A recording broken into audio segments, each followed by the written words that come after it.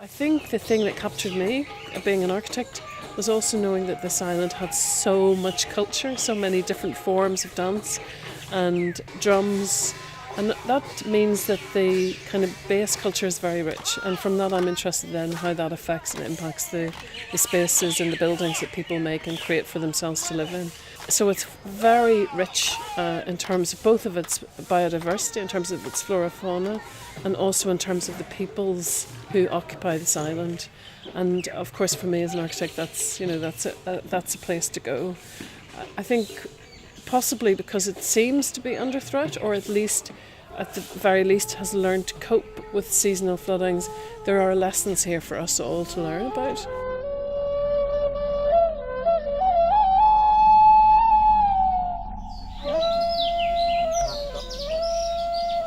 So the uniqueness is the strength, the stretch and the profile of the team, which means that when we think about heritage, we're not just thinking about the object or the thing of it, we're also thinking about how it sits within the wider context. So it's about how it sits in, from the geology upwards really, and how the geology then affects the flow of the river, and then how man sits on that geology, how man sits on top of that, how they then build, because of course we're making crafts from the very stuff of the earth. We saw yesterday deep pits, and they dig out the clay and they're turning that into pots. So the things that we touch are also the things that we sit upon.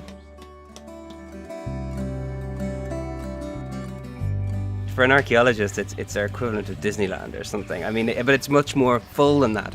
It's an incredibly exciting experience to see a person making a pot in the same way as they made artifacts thousands of years ago. To see these traditions surviving to the present day and flourishing still. And just also to see that wonderful process of the clay being taken out of the ground, the physicality of it, and then being worked, and how that happens inside of a community, and the relationship between the individual potter and the fact that people work in communities together to fire and to excavate the mud and things like that. So it's a wonderful. I brought back a pot from Majuli last time I was here, and I was talking to school kids in Northern Ireland, and I was asking them how old they thought different objects were, and they all saw the pot and thought, oh, it must be thousands of years old. And I was saying, no, it's not. It's not. There are still such incredible things that we can learn about cultures today, and it was just such a privilege, and people were just so amazingly welcoming, and just to allow us to share in that.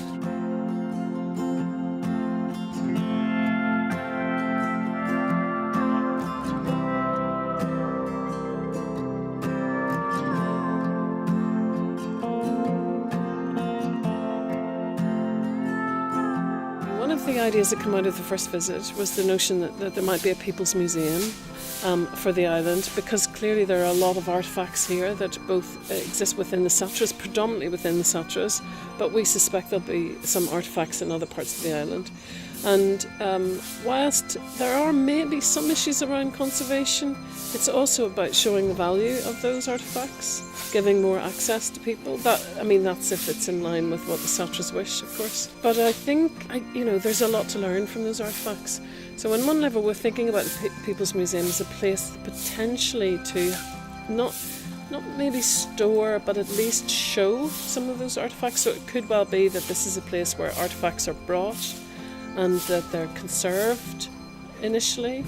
They go through some sort of conservation routine, and then we can digitally scan them. So we could hold the digital data of that artefact within the People's Museum. The artefact could return to the Satras if that's what they so wished. But around that, we're interested in.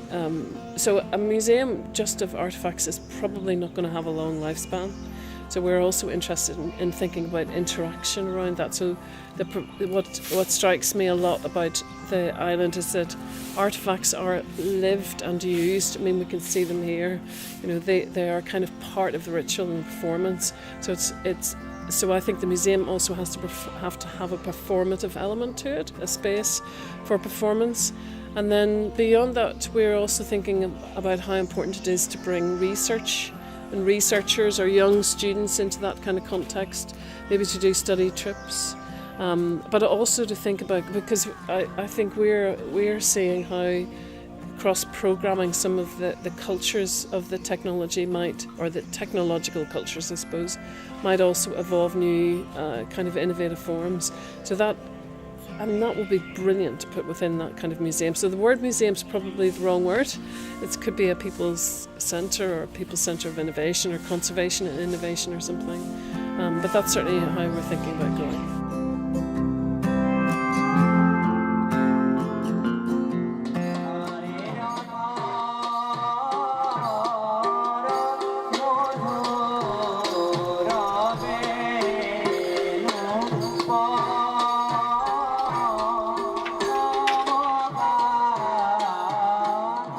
The People's Museum started as an idea in November, where we were trying to bring together all these sort of disparate groups of people, and those people had separate skills that we saw being interlinked in some way as well. We're very well aware that the Satras have a certain set of architectures around them. They have buildings and space through which they can cultivate their craft. However, it's some of the missing tribes that don't have the same spaces and the same abilities to pull together.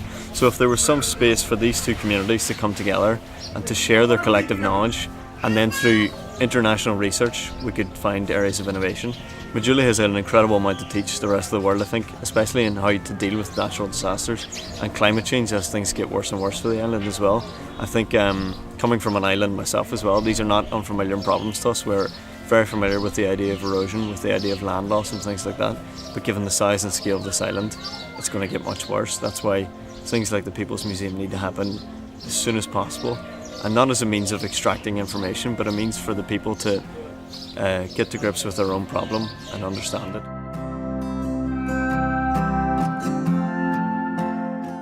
One of the responsibilities I think we have as archaeologists is to try and create a vehicle where we can record culture while also empowering local communities.